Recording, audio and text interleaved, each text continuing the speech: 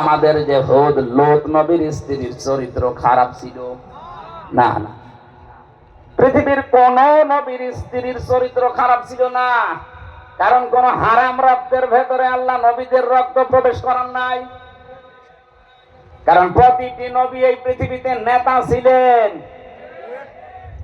নেতাদের চরিত্র যদি খারাপ হয়ে যায়, পেছনে যারা আসবে ওদের চরিত্র আরো খারাপ হবে। এখানে কোন নবীর রক্ত আল্লাহ হারাম রক্তের ভেতরে প্রবেশ করান নাই। অথচ পৃথিবীতে আমরা অনেককে দেখি বিশ্ব নেতা বলে দাবি করে, অথচ জন্মের ঠিক নেই।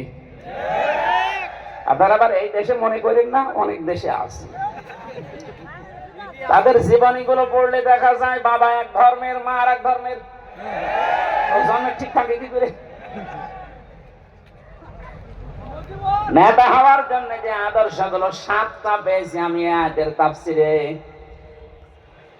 হযরতে লূত নবী আলাইহিস সালামের যত কিছু ছিল সবকে আপনি নিতে পারবেন, কিন্তু স্ত্রীকে নেবেন না, যদিও তার চরিত্র খারাপ ছিল না। লূত নবীর স্ত্রীর চরিত্র ভালো ছিল, সে চরিত্রহীনা ছিল না। কিন্তু যখন আল্লাহ গজব দিলেন, তার স্ত্রীকে আল্লাহ ধ্বংস করে জাহান্নামে দিয়ে দিলেন। আমি একটা দুইটা না, যতগুলো তাফসীর আমার জীবনে দেখেছি সব মুফাসসিরে আয়াতের ব্যাপারে একমত। আমি এটা প্রথমে বুঝছিলাম না। জেলখানায় যাবার পরে আপনাদের এই পাশের বিভাগ রংপুর বিশ্ব ইসলামী আন্দোলন বাংলাদেশ জামাত ইসলামের সহকারী সেক্রেটারি জেনারেল ছিলেন জনাব এটিএম আজহারুল ইসলাম। মাঝে মাঝে আমার কাছে বই পাঠাতেন। প্রোডাক্টিভ মুসলিম বলে একটা বই আছে, ওনার কাছে প্রায় 100 উপরে বই ছিল, কিন্তু হিন্দু কারারক্ষী এই কারণে ওনার কাছে বই থাকতে দিত না। বই যদি কাছে থাকতে না দেয়, বাধ্য হয়ে যারা ইসলাম বোঝে, ইসলাম প্রচার করে, এরকম মানুষের কাছে পাঠিয়ে দিত। আমার সাথে যেহেতু পরিচয় ছিল, এই জন্য মাঝে মাঝে কারারক্ষীদেরকে বলতো হামজাকে বইগুলো দিয়ে আসো, ও যেন শেষ করে, করার পরে যেন বাইরে এগুলো প্রকাশ করে। তার ভেতরে এই তথ্যটা পেয়েছি আমি। লূত নবীর স্ত্রীর চরিত্র ভালো, সে চরিত্রহীনা ছিল না। তারপরও আল্লাহ তাকে ধ্বংস করে দিয়েছেন একটাই মাত্র কারণ। সব মুফাসসিররা জানিয়েছেন সে তলে তলে চরিত্রহীন লোকদেরকে সাপোর্ট করত। বগুড়াবাসী, আপনি এখান থেকে কিছু নেবেন না। আপনার চরিত্র ভালো, আপনি নামাজ পড়েন, রোজা করেন, আপনার বউ পর্দায় থাকে, কিন্তু এমন মানুষকে আপনি সাপোর্ট করেন যার চরিত্র ভালো না। এরকম মানুষ দেশে নেই। লূত নবীর স্ত্রীকে যদি আল্লাহ চরিত্রহীনদের সাপোর্ট করার কারণে জাহান্নামে দেয়, আপনাকে দেবে না মানে? এজন্য যার পেছনে থাকবেন খুব খেয়াল করে। এটা দুনিয়ার বিষয় হলে আল্লাহর কসম আমি বলতাম না। এটা সম্পর্ক আখিরাতের সাথে। এই পৃথিবীর ময়দানে যার আদর্শ ঠিক নেই, নেতা ঠিক নেই, এ মারা যাওয়ার পরে কিতাবুল মুফরাদের ভেতরে হাদিস পেয়েছি, আলাদাবুল মুফরাদ, ও মরণের সঙ্গে সঙ্গে বিনা হিসাবে বিনা বিচারে জাহান্নামী। আমি আপনাদেরকে বাঁচাতে এসেছি। এখন যদি আপনি বাঁচতে না চান, জান আপনার বিবেকের উপরে ছেড়ে দিলাম। আমি দেখতে পাচ্ছি কোরআনের চোখ লাগিয়ে যে আপনি জাহান্নামে যাচ্ছেন। আসেন, ফিরে আসেন। এখনো পশ্চিম দিকে সূর্য ওঠে নাই, এখনো পর্যন্ত তাওবার দরজা বন্ধ হয়ে যায়নি। ফিরে আসেন, এটা দুনিয়ার বিষয় না। বগুড়াবাসী বহু ভালোবাসি আপনাদের। এটা দুনিয়ার বিষয় না, এটা আখিরাতের সাথে সম্পৃক্ত। আপনি ধরা খাচ্ছেন। সাইয়্যিদুল বাশার আল্লাহ দিয়েছেন, সাইয়্যিদুল আলামিন দিয়েছেন। যদি বলেন আমি বগুড়ায় না, আমি কুষ্টিয়ায় বাস করি, কুষ্টিয়া কি পৃথিবীর ভেতরে না? শুধুমাত্র এই 228টা রাষ্ট্র নিয়ে পৃথিবী গঠিত। এখান থেকে আরো যত গ্রহ আছে, কেউ যদি বলে আমি মঙ্গল গ্রহে বাস করি, ওইটা কার? কেউ যদি বলে চাঁদের দেশে বাস করি, ওইটা কার? ওখানেও আপনাকে নবীকে নেতা মানা লাগবে। ইয়াতানাজ্জালুল আমরু বাইনাহুন্না, প্রত্যেকটি জায়গায় আল্লাহর বিধিবিধান নাজিল হচ্ছে ওই সৃষ্টি দেখে দেখে। কেউ যদি বিজ্ঞান মঙ্গল গ্রহে নিয়ে যে বলে আমি এখানে বাস করব, আমি আর পৃথিবীতে যাব না, আপনাকে ওখানে যতদিন বসবাস করবেন বিশ্ব নবীকে আদর্শ নেতা মানা লাগবে। Must be. না মানলে আপনি জাহান্নামে। দল করতে প্রথমেই নেতা লাগে। আমাদের যে নেতা আমরা পেয়েছি পৃথিবীর শ্রেষ্ঠ নেতা, এর চাইতে বড় নেতা দুনিয়ায় আছে আর? আমরা যাব চরিত্রে। 2 নম্বরে লাগে আমরা জানি সংগঠন। পৃথিবীতে বহু সংগঠনের নাম আমরা পেয়েছি। বাংলাদেশ জামাতে ইসলামী এর ভেতরে যে শব্দগুলো দিয়ে গঠিত আপনি তাকান, অনেকে বলে মওদুদি বানিয়েছে, আরে শয়তান বানিয়েছে। যে আপনি লক্ষ্য করেন শব্দের দিকে, জামাতে ইসলামী, ইসলামের দল, এর চাইতে আর সুন্দর জিনিস কি থাকে?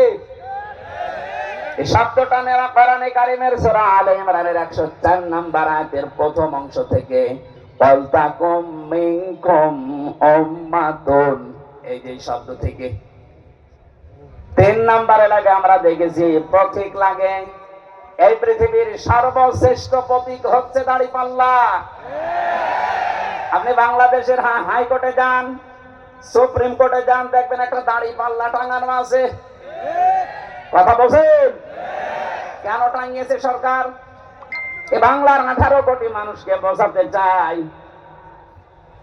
যে বাংলাদেশের বগুড়া জেলার ম্যাজিস্ট্রেট কোর্ট, জজ কোর্ট থেকে যদি তোমরা ন্যায় বিচার না পাও, হাইকোর্টেও যদি না পাও, সুপ্রিম কোর্টে এসে দেখো দাড়ি পাল্লা টাঙানো আছে। এখানে পাল্লা একদিকে ঝুলে যাওয়া না, একেবারে সমান্তরাল। তার মানে সরকার বাংলার মানুষকে বোঝাতে চাচ্ছে যে এখানে আসলে ন্যায় বিচার পাওয়া যাবে। যে প্রতীক দিয়ে আমাদেরকে আপনি দেখাচ্ছেন যে এখানে ন্যায় বিচার কায়েম হয়, এই প্রতীকের মানুষগুলো যদি সত্যি সত্যি ওই জায়গায় যেতে পারে, ন্যায় বিচার কত প্রকার কি কি আপনি চোখে দেখতে পাবে। বাংলাদেশ জামাত ইসলামীর কেন্দ্রীয় আমির, আমার তো মনে হয় আমার চোখে দেখা, আমি জেলখানায় ওনার সাথে যতদিন ছিলাম আমি দেখেছি তার ঈমান, তার আমল, তার আখলাক, এমনকি তার যে তাওয়াক্কুল আল্লাহর উপরে, যে ইখলাস নিয়ে তিনি কাজ করেন, এটা জীবিত ওলি একজন। মানুষটা ঘোষণা দিয়েছে বাংলাদেশে অনেকেই মেয়েদেরকে বোঝাচ্ছে, জুজুর ভয় দেখায় যে ইসলাম যদি ক্ষমতায় যায় তোমাদেরকে ঘর বন্দি করে ফেলবে। ঘোষণা দিয়েছে ইসলাম যদি সত্যিই বাংলার ক্ষমতায় যায়, মেয়েরা এমন কথা বলতে বাধ্য হবে যে কিয়ামত পর্যন্ত ইসলাম বাংলাদেশে থাক। আপনি তো দিয়ে দেখেন না কেন? প্রতীক যখন টাঙানো দেখে বলছেন যে না এটা ন্যায় বিচারের প্রতীক, এই প্রতীক যদি সামনে আসে আপনি হাতের কাজ করবেন তো? বলেন, এটা তো রাজনীতি। হ্যাঁ, এটা যদি রাজনীতি মনে করেন এটাই রাজনীতি, এর বাইরে রাজনীতি করা জায়েজ নেই। কারণ এর বাইরে আপনি এই দাড়ি পাল্লার বাইরে যত রাজনীতি 53 বছরে দেখলেন না, দাড়ি পাল্লার বাইরে আমরা যা দেখলাম, দেখতে পেয়েছি অধিকাংশ গুলোই দুর্নীতিতে ভরা। গত কয়েকদিন আগে বাংলার এক নাস্তিক অধ্যাপক আনিসুর রহমান আল্লাহকে বিশ্বাস করে না, কিন্তু এই দেশের দাড়ি পাল্লাওয়ালা মানুষগুলোকে দেখে সে ঘোষণা দিয়েছে 5টা বছর যদি এদের হাতে এ দেশের ক্ষমতা তুলে দেওয়া যায়, দেশ থেকে দুর্নীতি ছাঁটিয়ে বিদায় করবে। নাস্তিক হয়ে বুঝলো, আর আপনি এখন উল্টাপাল্টা ধারণা করেন। 4 নম্বরে লাগে আমরা দেখেছি শুধু অফিস একটা লাগে। আমাদের যে অফিস আছে এই পৃথিবীতে, আমাদের অফিসের নাম হচ্ছে মসজিদ। আমাদের অফিসের নাম কি?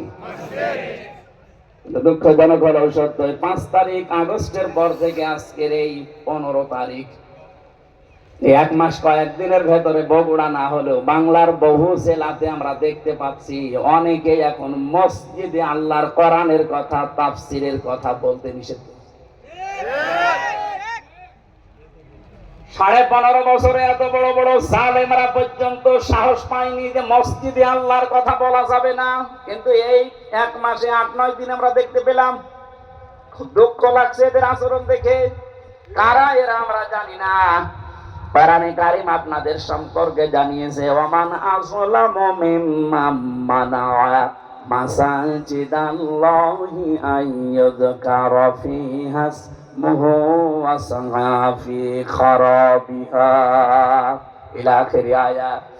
সূরা বাকারা প্রথম নাম্বার পারার 17 নাম্বার পৃষ্ঠা 4 নাম্বার লাইনের 114 নাম্বার আয়াতের প্রথম অংশে আছে তাফসিরে ফি জিলালিল কোরআনে মুফাসসির সাইয়্যিদ কুতুব রাহমাতুল্লাহ আলাইহি ব্যাখ্যা করতে গিয়ে লিখেছেন, আল্লাহ তাআলা বলেন, এই পৃথিবীতে বড় জালেম যদি দেখতে চাও আমি আল্লাহর দৃষ্টিতে সব চাইতে বড় জালেম ওই লোকটা যে লোকটা আল্লাহর ঘর মসজিদে তার কথা, তার আলোচনা, তার কোরআনের কথা বলতে নিষেধ করে, বাধা দেয়। এখানে বড় জালেম আমরা দেখতে পাচ্ছি বিদায় নিয়েছে, কিন্তু এখন যারা আছেন এই জুলুমের নিজেকে জড়িয়ে আপনি বড় জালেমের খাতায় যাবেন না। আল্লাহর ঘর মসজিদ এই দেশে পৃথিবীতে আল্লাহর বান্দা যারা দাবি করে তাদের জন্য এটা অফিস। কথা বলুন। দল করলে যেমন অফিসে যাওয়া লাগে, আমরা এমন দল করি যে 5 বার আমাদের আল্লাহর অফিসে যাওয়াই লাগে, না গেলে আপনি আর ও দলে থাকতে পারবেন না। সুতরাং আমরা যেটা বোঝাতে চাচ্ছি, নেতা এই শব্দটা শুধু দুনিয়ার সাথে যদি আপনি মনে করেন যে দুনিয়ার বিষয় নেতৃত্ব না, এটা আখিরাতের সাথে সম্পৃক্ত। আল্লাহ নিজে ডাক দিয়েছেন নবীকে, হে নেতা। এই শব্দ দুনিয়া আর কাউকে আল্লাহ দেননি। সুতরাং আল্লাহর ঘোষণা দেওয়া নেতা দুনিয়ায় কয়জন? বলেন। তাকে বাদ দিয়ে যদি অন্য কাউকে আপনি নেতা মানেন, আপনি লিখে নিতে পারেন আপনি জাহান্নামী। সেই মহান নেতার আদর্শ শোনার জন্য সিরাতুন নবী দিয়েছেন। এই কিছুক্ষণ আগে দেখলাম মিলাদুন নবী পালন করার জন্য অনেকে মিছিল নিয়ে যাচ্ছে। আমি মিলাদুন নবীর বিরুদ্ধে না, কিন্তু শুধু মিলাদ নিয়ে কেউ যদি আনন্দে থাকেন, নবীর সিরাত আর আদর্শ আপনার কাছে যদি মুখ্য না হয়, আপনিও নবীর চাচা আবু তালেব আর আবু লাহাবের মতো জাহান্নামে যাবেন। নবীর চাচা আবু তালেব, আবু লাহাব বিশ্ব নবীকে ভালোবেসেছে কম না। তারা নবীর মিলাদে খুশি ছিল। মিলাদ মানে জন্ম, মিলাদ মানে কি? এত বেশি খুশি হয়েছে আবু লাহাব, নিজের 2 আঙ্গুল দিয়ে যে মহিলা এসেছিল সোয়াই দিয়া, তাকে আজাদ করে দিয়েছে। আবু তালেবের জীবনী পড়েন, নিজের সন্তান আলীকে কাছে রাখতো না, ভাতিজা মুহাম্মদ রাসূলুল্লাহকে বুকে নিয়ে ঘুমাতো। এত বেশি ভালোবাসা দিয়েছিল এই 2 চাচা খালি নবীর জন্মে। কিন্তু নবীজি যখন বললেন, ইয়া আম্মি আবি তালিব, লা ইলাহা ইল্লাল্লাহ হাজ্জুল লাকা ইনদাল্লাহি ইয়াউমাল কিয়ামাহ, রাহুল বুখারী। ও চাচা, জোরে বলা লাগবে না, শুধু আমার কানের কাছে মুখটা নিয়ে আসতে গিয়ে বলেন লা ইলাহা ইল্লাল্লাহ, মুহাম্মাদুর রাসূলুল্লাহ বলার দরকার নেই, ওটা আমি নিজে জানি। আপনি শুধু আল্লাহর একাত্মবাদের ঘোষণাটা দিয়ে যান।